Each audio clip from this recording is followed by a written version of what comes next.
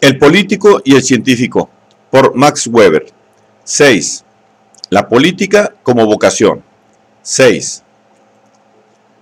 La dirección del club, o donde éste no existe, la gestión no organizada de la empresa política, queda en manos de las pocas personas que en tiempos normales se interesan permanentemente en ella, para las cuales se trata de un trabajo ocasional que desempeñan como profesión secundaria o simplemente a título honorífico. Solo el periodista es político profesional y solo la empresa periodística es, en general, una empresa política permanente. Junto a ella no existe más que la sesión parlamentaria. Por supuesto, los parlamentarios y sus dirigentes sabían bien a qué notable local habían de dirigirse cuando parecía deseable una determinada acción política. Solo en las grandes ciudades existían, sin embargo, círculos partidistas que recibían aportaciones moderadas de sus miembros y celebraban reuniones periódicas y asambleas públicas para escuchar los informes de los diputados. La vida activa se reduce a la época de las elecciones. La fuerza que impulsa el establecimiento de vínculos más firmes entre los distintos núcleos que configuran el partido es el interés de los parlamentarios por hacer posibles compromisos electorales interlocales y por disponer de la fuerza que supone una agitación unificada y un programa también unificado y conocido en amplios sectores de todo el país. El partido continúa, sin embargo, teniendo el carácter de simple asociación de notables, aun cuando exista ya una red de círculos partidistas, incluso en las ciudades medianas. Hay un conjunto de hombres de confianza que abarcan todo el país y con los cuales puede mantener correspondencia permanente un miembro del Parlamento, como dirigente de la oficina central del partido. Fuera de esta oficina central no existen aún funcionarios pagados. Los círculos locales están dirigidos por personas bien vistas, que ocupan este puesto a causa de la estimación de que, por distintas razones, son objeto. Son estos los notables extraparlamentarios, que disponen de una influencia paralela a la del grupo de notables políticos que ocupan un puesto como diputados en el Parlamento. El alimento espiritual para la prensa y las asambleas locales lo proporciona cada vez en mayor medida la correspondencia editada por el partido. Las contribuciones regulares de los miembros se hacen indispensables y con una parte de ellas se atiende a los gastos del organismo central. En este estadio se encontraban no hace mucho la mayor parte de los partidos alemanes. En Francia se estaba parcialmente todavía en el primer estadio, el de una frágil vinculación entre los parlamentarios, un pequeño número de notables locales por todo el país y programas elaborados por los candidatos o por sus patronos en cada distrito y para cada elección, aunque existe también una mayor o menor adhesión local a las resoluciones y programas de los parlamentarios. Solo en parte se ha quebrantado hoy este sistema. El número de quienes hacían de la política su profesión principal era, así, pequeño y se limitaba en lo esencial a los diputados electos, los escasos funcionarios de los organismos centrales, los periodistas y, en Francia, además, aquellos cazadores de cargos que ocupaban un puesto político o andaban buscándolo. Formalmente, la política era predominantemente una profesión secundaria. El número de diputados ministrables estaba estrechamente limitado, así como también, dada la naturaleza del sistema de notables, el de candidatos.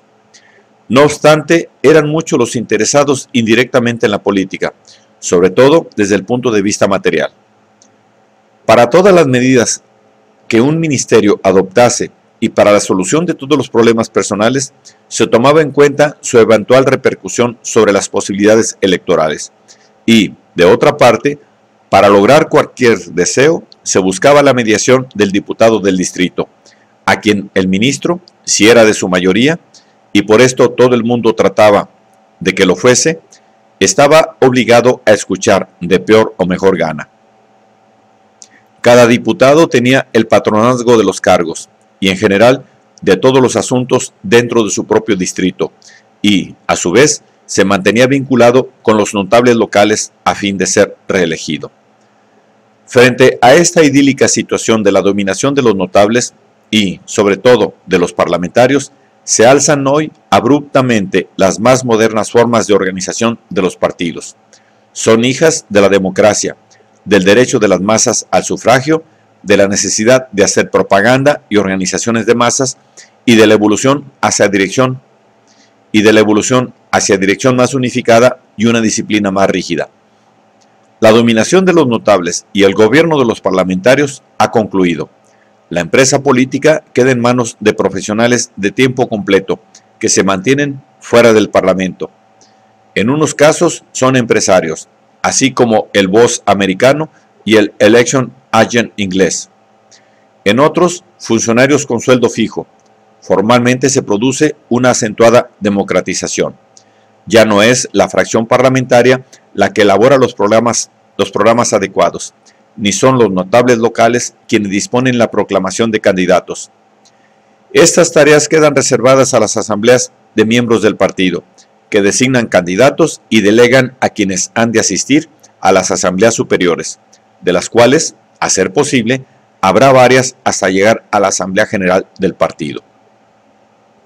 Naturalmente, y de acuerdo con su propia naturaleza, el poder está, sin embargo, en manos de quien realizan el trabajo continuo dentro de la empresa o de aquellos de quienes ésta depende personal o pecuniariamente, como son, por ejemplo, los mecenas o los dirigentes de los poderosos clubes políticos del tipo del Tammany Hall.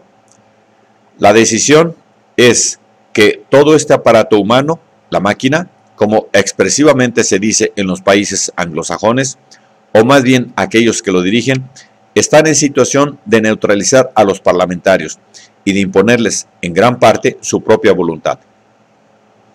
Este hecho es de especial importancia para la selección de la dirección del partido. Ahora se convierte en jefe la persona a quien sigue la maquinaria del partido, incluso pasando por encima del Parlamento. La creación de tales maquinarias significa, en otras palabras, la instauración de una democracia plebiscitaria. Claro está que la militancia del partido, sobre todo los funcionarios y empresarios del mismo, esperan obtener una retribución personal del triunfo de su jefe, ya sea en cargos o en privilegios de otro tipo. Y lo importante es que lo esperan de él y no de los parlamentarios, o al menos no solo de ellos. Lo que principalmente esperan es que el efecto demagógico de la personalidad del jefe gane para su partido en la contienda electoral votos y cargos, aumentando en consecuencia hasta el máximo las posibilidades de sus partidarios para conseguir la ansiada retribución. También, en lo ideal, uno de los móviles más poderosos de la acción reside en la satisfacción que el hombre experimenta al trabajar, no para el programa abstracto de un partido integrado por mediocridades, sino para la persona de un jefe que se entrega con confianza. Este es el elemento carismático de todo caudillaje. Esta forma se ha impuesto en medida muy diversa en los distintos partidos y países, y siempre en lucha constante con los notables y parlamentarios que defienden su propia influencia. Primero se impuso en los partidos burgueses de los Estados Unidos, más tarde en los partidos socialdemócratas, sobre todo en el alemán. La evolución que lleva hacia ella experimenta continuamente retrocesos cada vez que no existe un caudillo generalmente reconocido, e incluso cuando tal caudillo sí existe, es necesario hacer concesiones a la vanidad y a los intereses de los notables del partido. El riesgo principal, sin embargo, lo constituye la posibilidad de que la maquinaria caiga bajo el dominio de los funcionarios del partido, en cuyas manos está el trabajo burocrático. En opinión de algunos círculos socialdemócratas, su partido ha sido víctima de esa burocratización. Los funcionarios, sin embargo, se inclinan con bastante facilidad ante una personalidad de jefe que actúe demagógicamente, pues sus intereses, tanto materiales como espirituales, están vinculados a la ansiada toma del poder por el partido. Y además, trabajar para un jefe es algo íntimamente satisfactorio en sí mismo. Mucho más difícil es el ascenso de un jefe donde, como sucede en la mayor parte de los partidos burgueses, además de los funcionarios, existen unos notables con influencia sobre el partido. Estos notables tienen puesta su vida en los pequeños puestos que como miembros de la presidencia o de algún comité ocupan. Su actitud está determinada por un resentimiento hacia el demagogo como recién llegado y por su convencimiento de la superioridad de la experiencia partidista, que en realidad es importante en muchas ocasiones, y también por la preocupación ideológica por el quebrantamiento de las viejas tradiciones del partido. Todos los elementos tradicionalistas del partido están a su favor. El elector pequeño burgués y más que nada el elector rural se guían por el nombre de los notables que ya conocen desde hace mucho tiempo y que les inspiran confianza. Desconfían en cambio frente al desconocido, aunque sin embargo, si éste alcanza el éxito, se entregarán a él inquebrantablemente. Veamos ahora algunos ejemplos importantes de la contienda entre estas dos formas estructurales y del surgimiento de la forma plebiscitaria, estudiada especialmente por Ostrogorsky. Comencemos por Inglaterra. Hasta 1868, la organización de los partidos era allí una organización de notables casi pura. En el campo, los Tories se apoyaban en los párrocos anglicanos, en la mayor parte de los maestros de escuela y sobre todo en los mayores terratenientes de cada condado, mientras que los Whigs, por su parte, tenían el sostén de personas tales como el predicador no conformista, en donde lo había, el administrador de correos, el herrero, el sastre, el cordelero, es decir, todos aquellos artesanos que ejercen una influencia política porque hablan con mucha gente. En las ciudades, la división entre los partidos se hacía sobre la base de las distintas opiniones económicas y religiosas, o simplemente de acuerdo con la tradición familiar de cada cual. En todo caso, los titulares de las empresas políticas eran siempre notables. Por encima de todo esto se situaba el Parlamento, el gabinete y los partidos con su respectivo líder, que era presidente del Consejo de Ministros o de la oposición. Cada líder tenía junto a sí a un político profesional, que desempeñaba el papel más importante de la organización del partido, el fustigador. Era él quien tenía en sus manos el gobierno de los cargos, y era él, por lo tanto, a quien tenían que dirigirse los cazadores de cargos, y quien se entendía sobre estas cuestiones con los diputados de cada distrito.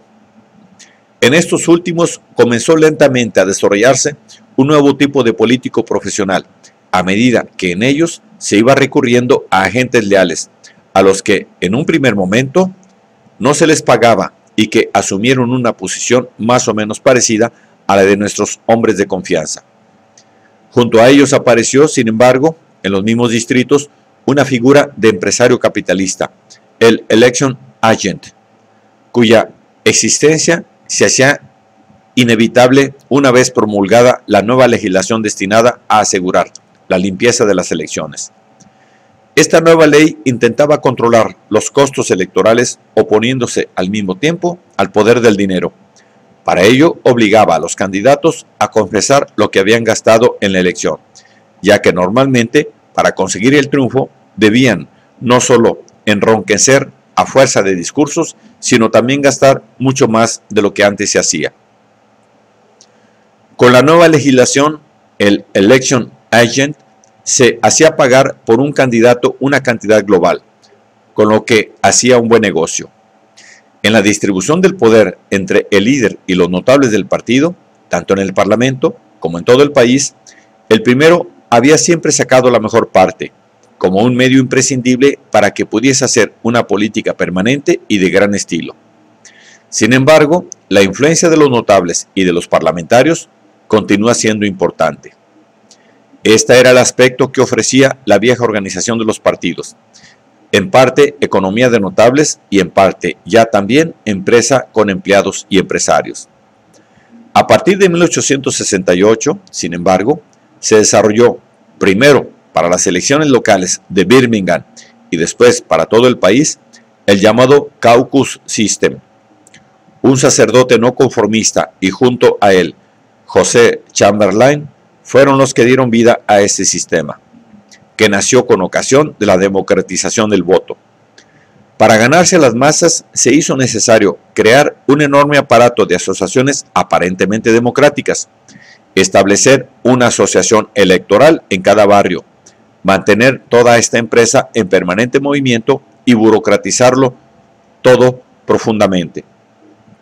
Aparece así un número cada vez mayor de empleados pagados por los comités electorales locales, en los que pronto quedó encuadrado quizás un 10% del electorado y una serie de intermediarios principales elegidos pero con derecho de cooptación, que actúan formalmente como promotores de la política del partido. La fuerza impulsora de toda esta evolución fueron los círculos locales, interesados sobre todo en la política municipal, que es en todas partes la fuente de las más enjundiosas posibilidades materiales, que eran también quienes hacían la principal aportación financiera. Esta naciente maquinaria, que no estaba dirigida ya desde el Parlamento, tuvo que librar pronto combate con quienes hasta entonces habían tenido en sus manos el poder, especialmente con el whip. Apoyada en los intereses locales, logró, sin embargo, triunfar hasta tal punto que el whip tuvo que sometérsele y pactar con ella.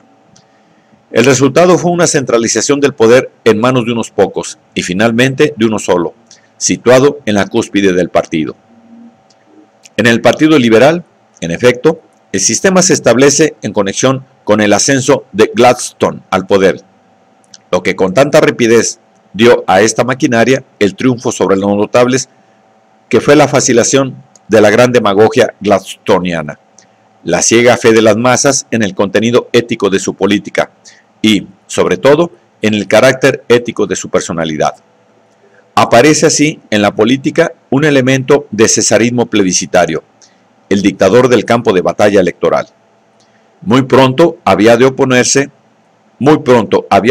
de manifiesto la nueva situación. En 1877, cuando por primera vez se emplea en las elecciones nacionales, el caucus consigue ya un triunfo resonante, cuyo resultado fue la caída de Disraeli en el momento preciso de sus grandes éxitos. En 1886, la maquinaria estaba ya hasta tal punto orientada carismáticamente hacia la persona del jefe, que cuando se planteó la cuestión del Home Rule, el aparato entero, de arriba a abajo, no se preguntó si compartía objetivamente la opinión de Gladstone, sino que simplemente se dijo: le seguiremos haga lo que haga, y cambió de actitud para obedecer sus órdenes, dejando así en la estacada a Chamberlain, su propio creador. Esta maquinaria requiere un considerable aparato de personal.